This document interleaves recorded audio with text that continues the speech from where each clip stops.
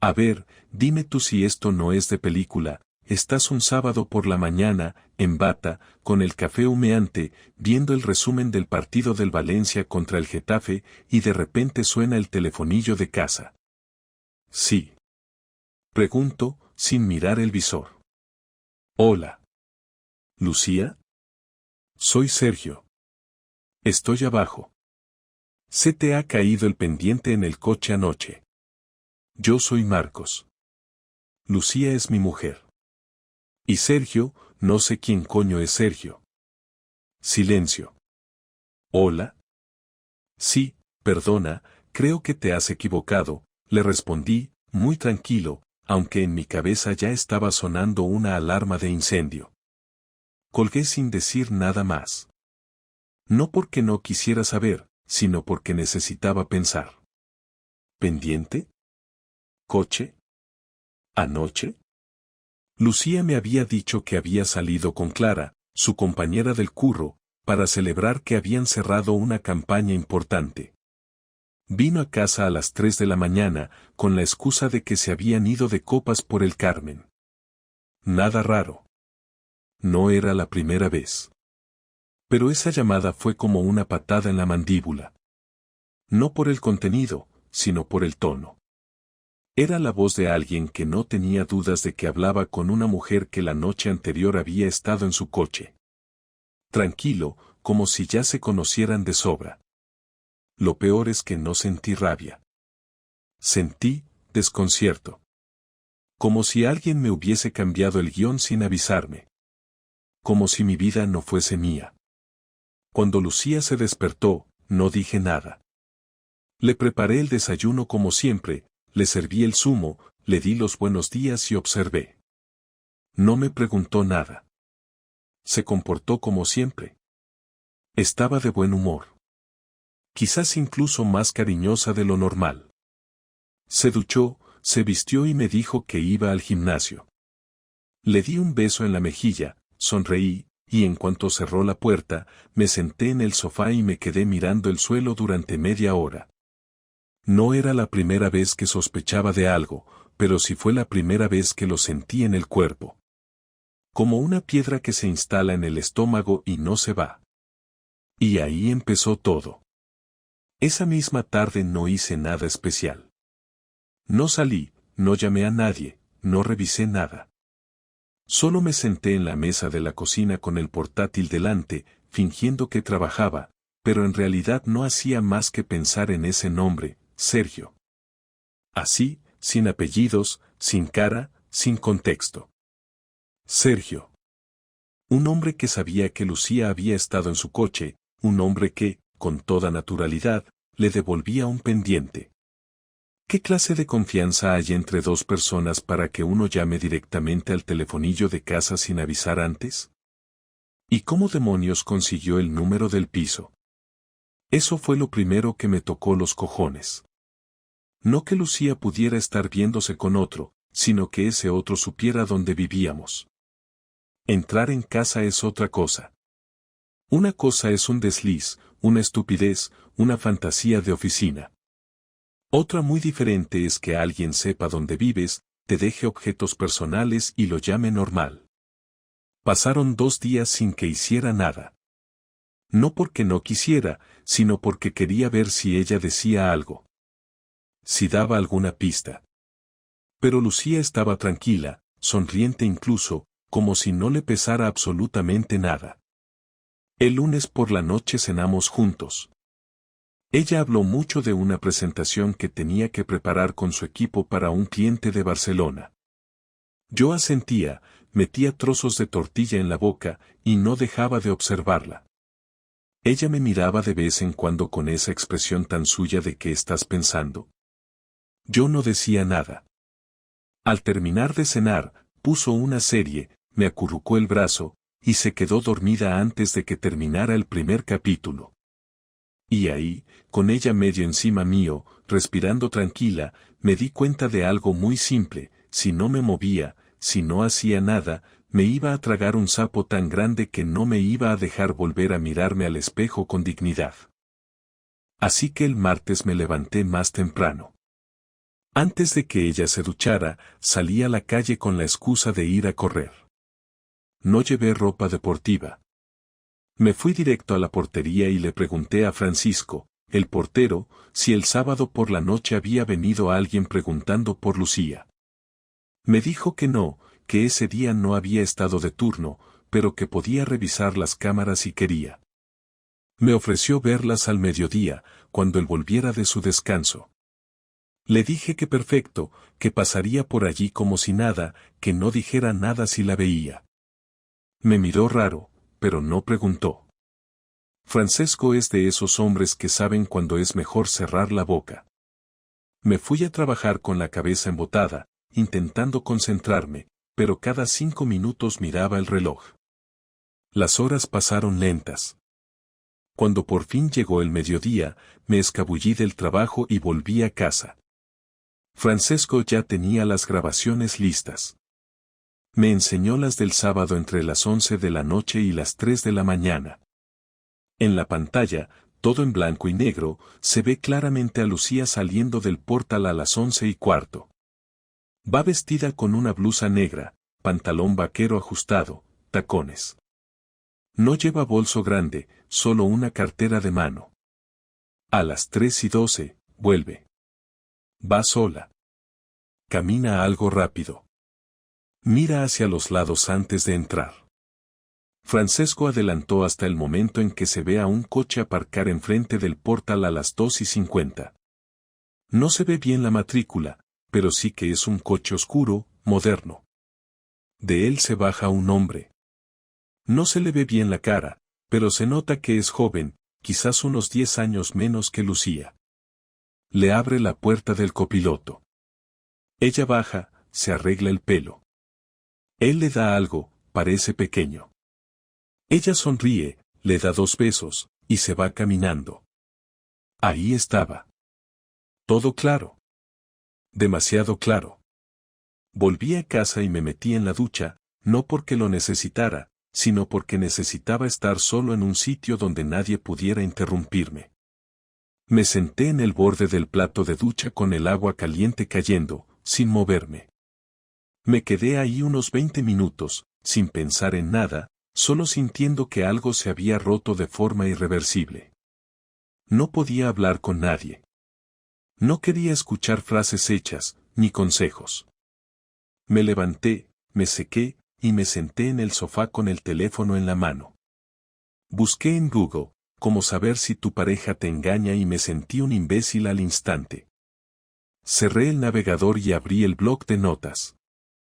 Empecé a escribir todo lo que había pasado. El telefonillo. El pendiente. La cámara. El coche. El tipo joven. Todo. Punto por punto. Como si fuese un informe de trabajo. Sin emociones. Solo hechos. Y cuando terminé de escribirlo todo, me sentí peor que antes. Al día siguiente, cambié de estrategia. No iba a espiarla más. No iba a buscar más pruebas. No iba a hacerme daño. Iba a preguntarle directamente. Pero no con insinuaciones ni preguntas disfrazadas. Iba a mirarla a los ojos y preguntarle quién era Sergio. ¿Por qué sabía dónde vivíamos? ¿Qué hacía ella en su coche? ¿Por qué no me lo había dicho? ¿Por qué había mentido diciendo que había salido con Clara? Preparé las preguntas mentalmente como si fueran líneas de un guión. Y esperé a que llegara del trabajo. Esa noche, Lucía llegó a casa a las 8. Se quitó los zapatos, se estiró, fue a la cocina, abrió una cerveza, me miró y sonrió. ¿Quieres una? Sí, pero antes siéntate un momento, le dije sin levantarme del sofá. Ella se quedó quieta. No tardó ni 2 segundos en fruncir el ceño. ¿Qué pasa? Solo quiero hacerte unas preguntas. Ella no se movió. Apoyó la espalda contra el marco de la puerta, sin soltar la cerveza. ¿Qué clase de preguntas? ¿Quién es Sergio? Ahí cambió todo. La forma en que parpadeó, el gesto tenso de los labios, como desvió la mirada. No dijo nada. Caminó lentamente hasta la mesa, dejó la cerveza con más fuerza de la necesaria, y por fin me miró. ¿Por qué me preguntas eso? Porque bajó el sábado y llamó al telefonillo diciendo que habías perdido un pendiente en su coche. Porque no estabas con Clara. Porque vi las cámaras del edificio. Ella tragó saliva. No dijo nada. Se quedó de pie, mirando la cerveza. Entonces se sentó. Cruzó los brazos. Y respiró hondo. Vale, dijo simplemente. Vamos a hablar.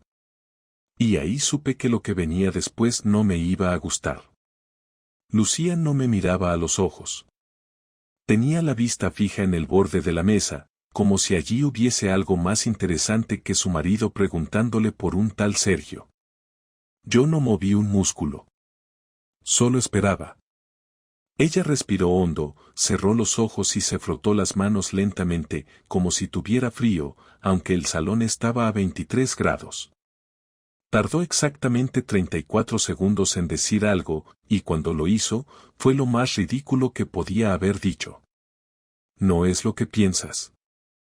En ese momento supe que todo iba a ser una conversación absurda, una de esas donde tienes que hacer de juez, abogado y fiscal al mismo tiempo porque la persona que tienes enfrente no tiene intención de contar nada realmente útil.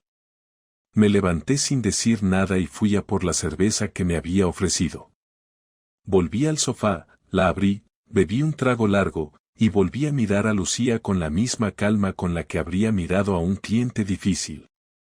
Ella seguía sin saber cómo empezar, así que decidí empujar un poco más. ¿Por qué dijiste que salías con Clara? Lucía me miró por fin, pero no era una mirada firme, era la de alguien que espera que otro tome una decisión por ella. Porque no quería que preguntaras demasiado. Clara no fue. Fui sola. O al menos, al principio. ¿Y luego? Luego apareció Sergio. Nos encontramos por casualidad. Me invitó a tomar algo. Acepté. Nos conocemos desde hace años. ¿De dónde? Del gimnasio. Empezamos a hablar hace meses. Nunca pasó nada, hasta hace poco. No reaccioné. Ni fruncí el ceño ni levanté la voz. Solo asentí levemente. Me bebí otro trago. Ella no supo cómo interpretar mi silencio y se apresuró en aclarar. Fue una estupidez. Una vez. No pasó nada más. Estaba borracha. No estaba bien conmigo misma. Pensé que no significaba nada, pero ahora veo que fue un error. ¿Qué hiciste con él? Lucía apretó los labios. No contestó de inmediato. Luego bajó la mirada otra vez y lo dijo sin adornos. Nos besamos. Estuvimos en su coche. No llegamos a acostarnos. Me bajé. Me fui a casa. ¿Y por qué sigue llamando al telefonillo de casa? Porque no entiende que fue solo un momento. No quiere aceptarlo. Me escribió varias veces. No contesté. Lo siento, Marcos. No sabes cuánto. No contesté. Ella me miraba, buscando un gesto, una señal, algo que le dijera que no todo estaba perdido. Pero no iba a dárselo tan fácil. No ahora. No después de mentir, de ocultar, de inventar nombres y coartadas. Saqué el móvil del bolsillo y le enseñé la grabación de las cámaras que Francisco me había enseñado. Ella la vio sin pestañear. Cuando terminó, levantó la vista. ¿También hablaste con el portero? Sí. Me dio más respuestas que tú. Se quedó en silencio. Se encogió en el asiento como si esperara un golpe que no iba a llegar. Porque yo no soy de esos. Nunca lo he sido. Pero lo que vino después fue lo que realmente encendió todo. ¿Tú nunca has tenido dudas?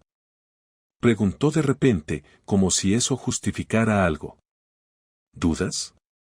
Sí, dudas sobre nosotros. Si esto sigue teniendo sentido. Si estamos bien. Si no estamos cada vez más distantes. Claro que las he tenido. Como todos. Pero yo no salí a buscar respuestas en el coche de otro. No fui a buscar nada. Simplemente pasó.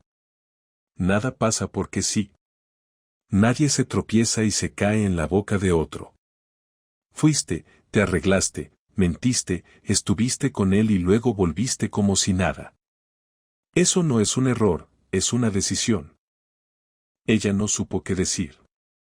Durante unos segundos se quedó ahí, inmóvil, respirando más rápido de lo normal. Entonces se levantó. Fue a la cocina, se apoyó en la encimera, de espaldas a mí. Yo no me moví. No porque no me importara, sino porque no quería tener la tentación de consolarla. Ella empezó a hablar desde ahí, sin mirarme. No sé en qué momento empecé a sentirme desconectada de ti. No fue de un día para otro. Fue poco a poco. De repente hablábamos menos, teníamos menos momentos juntos. Me sentía sola. Y no lo supe manejar. Me gustaba sentirme deseada otra vez.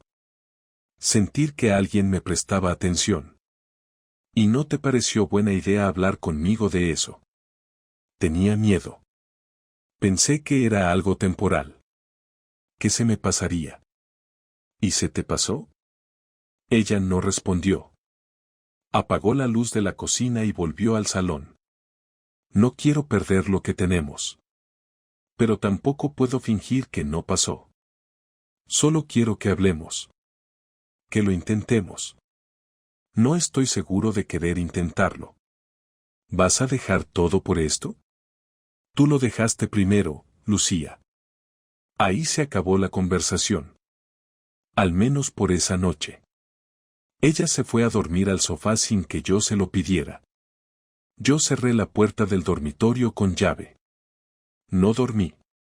Estuve mirando el techo durante horas, repasando cada gesto de los últimos meses, cada noche en que ella volvió tarde, cada vez que no quiso tener sexo, cada vez que sonreía al mirar el móvil. Todo cobraba sentido, pero no era un sentido que me gustara. Al día siguiente, Lucía no fue a trabajar. Cuando salí por la puerta, me dijo te quiero con voz baja. No respondí.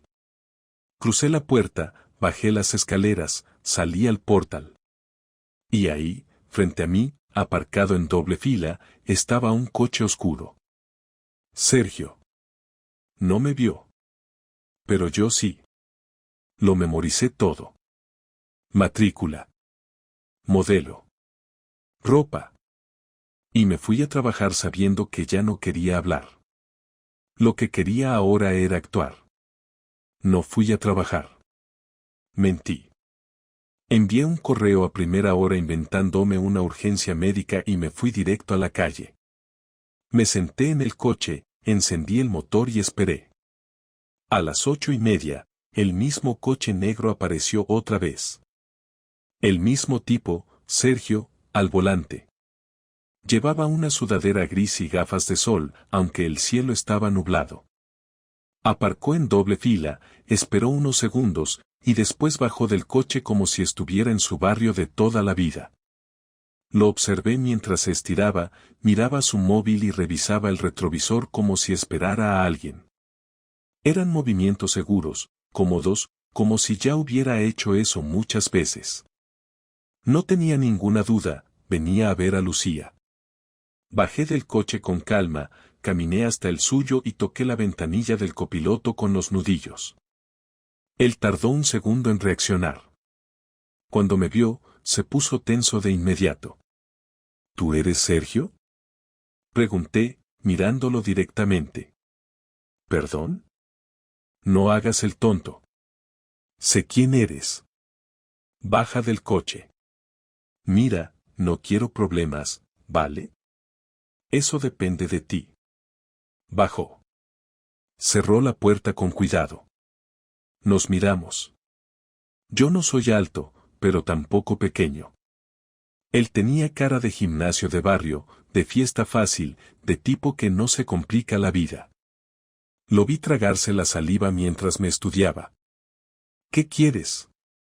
Quiero que te alejes de mi mujer. No sabía que seguíais juntos. Ah, ¿no? Entonces, ¿por qué sigues viniendo aquí?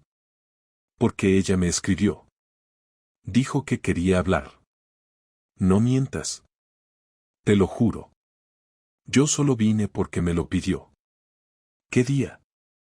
Hace 2 noches. Mentira. Lucía no ha tocado el móvil delante de mí desde que hablamos.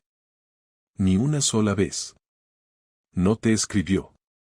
Viniste porque pensaste que podía seguir viéndola. Porque pensaste que yo no estaba. Sergio bajó la vista. Se frotó la nuca. No dijo nada más. Yo lo tenía. No necesitaba pruebas. Lo tenía todo. Escúchame bien. No quiero que le vuelvas a escribir. No quiero que le vuelvas a llamar. No quiero que vuelvas a aparecer por esta calle. No me importa si ella te responde. No me importa si te busca. Te alejas. Punto. Tío, no quiero líos. Ya estás en uno. No ha sido solo culpa mía. Tú sabías que estaba casada. Así que sí, es tu culpa también. ¿Y qué vas a hacer si me acerco otra vez? Te vas a arrepentir. Pero no como piensas. No te voy a tocar. No voy a armar escándalo. No me voy a ensuciar por alguien como tú. Pero te vas a arrepentir. Créeme. Lo miré un par de segundos más, luego me di la vuelta y me fui. No miré atrás. Me subí al coche, marqué el número de un amigo mío, Oscar, abogado de familia. Le pedí que buscara un hueco esa misma tarde. Quedamos a las 5. Mientras tanto, pasé por una copistería, imprimí un par de fotos de la cámara de seguridad donde se veía a Lucía bajando del coche de Sergio, y luego una captura del registro del telefonillo del sábado. Fui directo al despacho. Oscar me recibió con su sonrisa de siempre, hasta que vio mi cara. ¿Qué ha pasado? Lucía. Estoy aquí porque quiero saber qué tengo que hacer para que esta separación me perjudique lo menos posible. Le conté todo. Sin exagerar. Sin quitar ni añadir. Él escuchó sin interrumpir. Tomó notas. Me pidió fechas, detalles, nombres. Le di todo. Luego me miró serio. ¿Tienes pruebas de la infidelidad? No explícitas. Solo la grabación del portal, la llamada del telefonillo, y su confesión verbal. Eso puede ayudarte. No garantiza nada, pero si ella no lo niega, sirve. ¿Y si quiere quedarse con el piso? No puede obligarte a irte. Está a nombre de los dos. Y si no hay hijos, lo normal sería venderlo y dividir. ¿Y si yo no quiero vender? Entonces hay que negociar. Salí de la reunión con una lista de pasos, plazos, papeles que debía preparar. Tenía que conseguir los extractos de nuestras cuentas comunes, revisar los bienes compartidos, y sobre todo, mantener la calma. No debía hablar de más. No debía anunciar nada todavía. Esa misma noche, cuando Lucía volvió de trabajar, le serví la cena como si nada. Hablamos de cualquier cosa. Teletrabajo, el clima, el supermercado. Le pregunté si quería ver una película. Dijo que sí. Nos sentamos juntos. Fingí estar normal. Ella me miraba de vez en cuando, intentando encontrar señales de que todo iba bien. Yo me aseguré de que las encontrara. El jueves por la mañana, me desperté antes que ella, fui a la notaría y cambié las claves del acceso digital al banco. También solicité un informe de movimientos de los últimos 6 meses. Me imprimí una copia. A las 11, fui a casa de mi primo, que tiene un trastero vacío y me ofreció guardarme algunas cosas. Empecé a hacer cajas con mis papeles, mis recuerdos, mis libros. Lo que era mío. Dejé la ropa para el final. Quería hacerlo todo en silencio. Sin discutir. Sin escándalos. El viernes por la noche le dije que iba a visitar a mis padres el sábado temprano. Era cierto. Pero lo que no le dije es que no iba a volver. Me levanté, me vestí, cargué el coche, y cuando salí del garaje, pasé por la cafetería de la esquina. Allí dejé un sobre.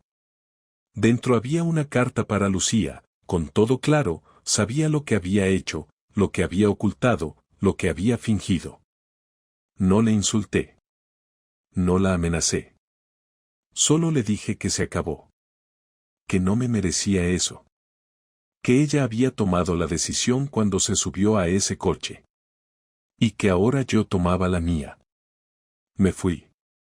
No contesté llamadas. No abrí mensajes.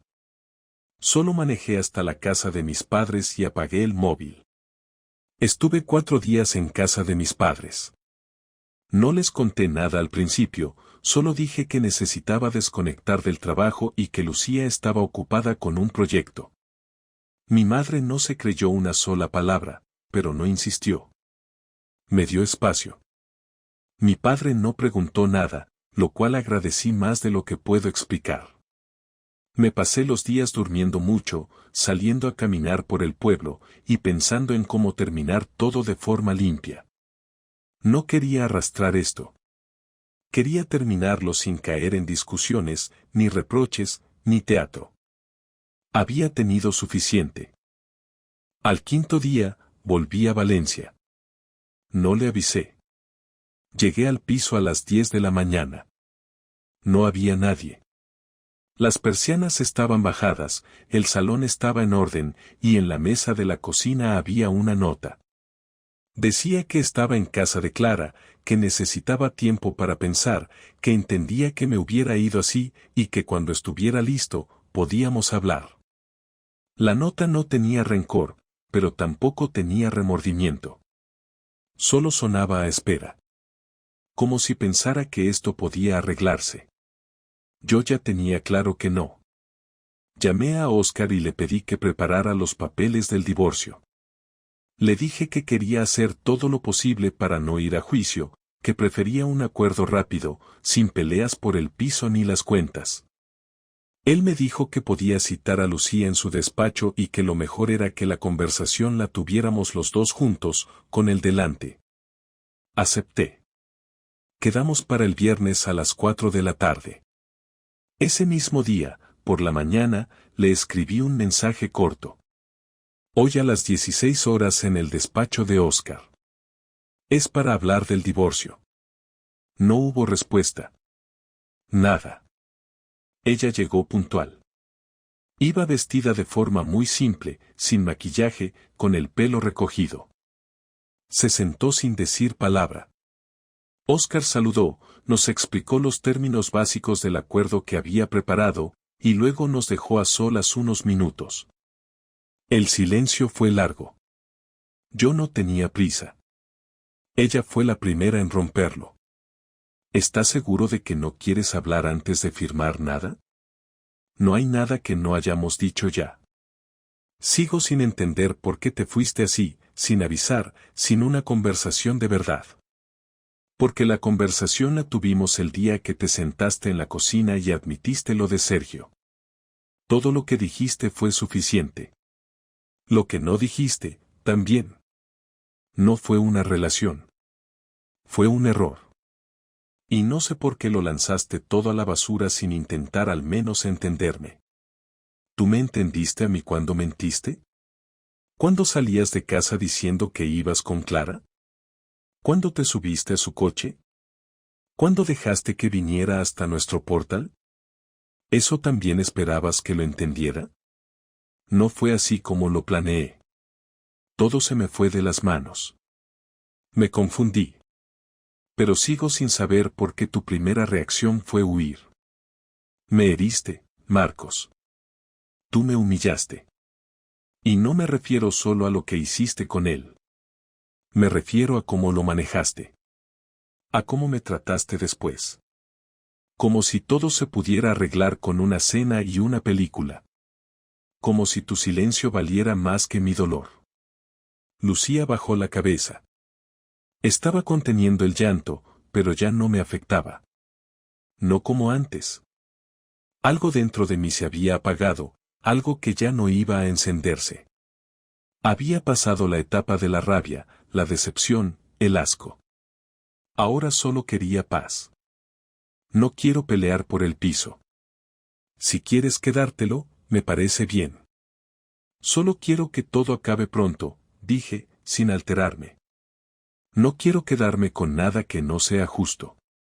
Puedo buscarme otro sitio. Haz lo que quieras, pero no me pidas que sigamos siendo lo que ya no somos. Ya no confío en ti. No puedo volver a dormir a tu lado preguntándome si volverás a mentirme. Eso no es matrimonio. Es una farsa. Te juro que si pudiera borrar lo que hice, lo haría. No sabes lo arrepentida que estoy. No sirve de nada que te arrepientas si esperabas que yo lo ignorara. Lucía se quedó en silencio, mirando el documento que había dejado Óscar en la mesa.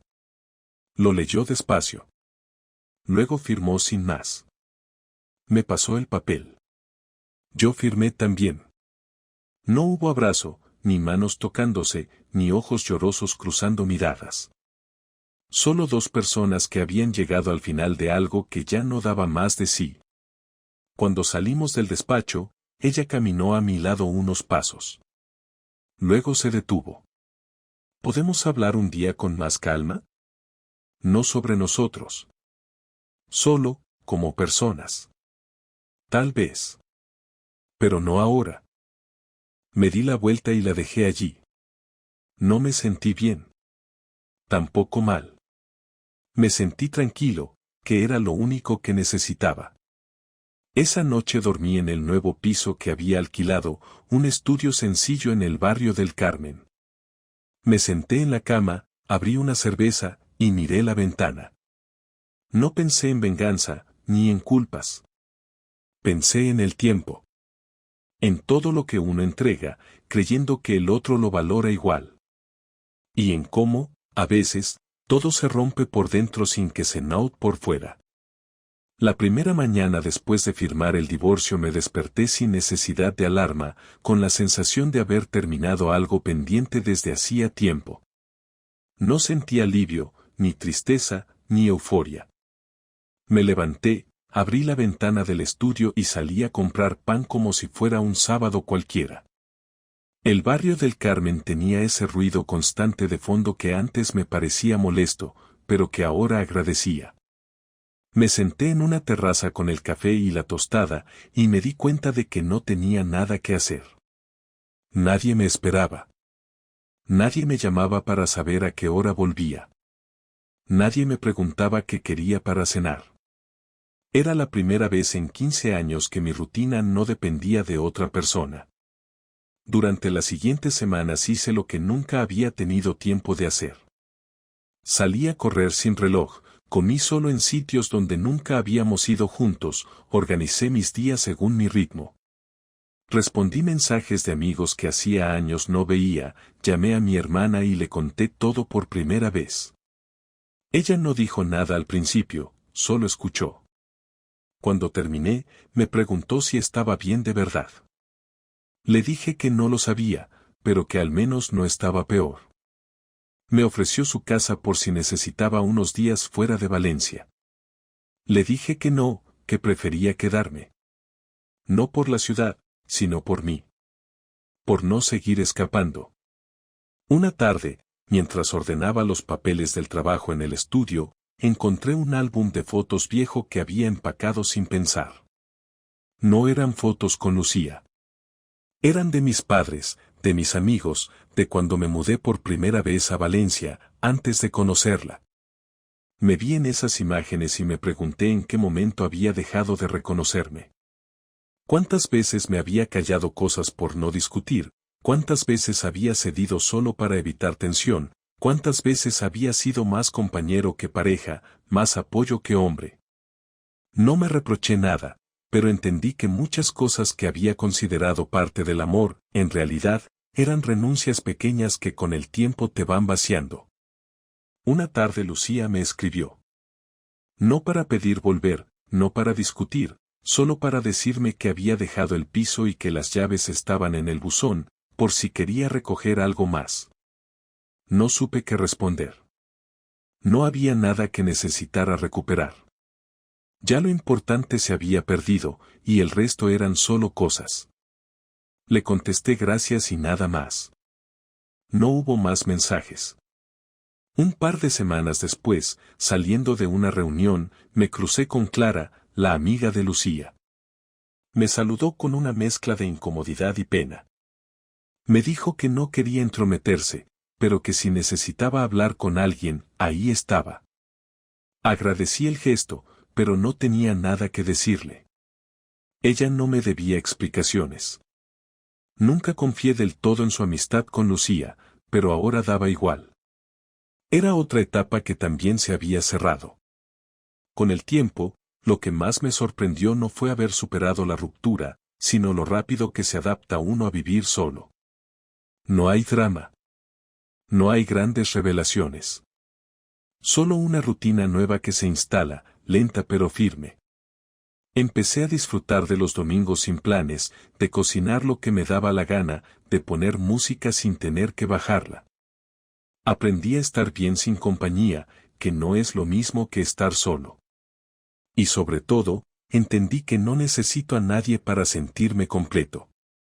Que si algún día vuelvo a tener pareja, será para sumar, no para reparar nada.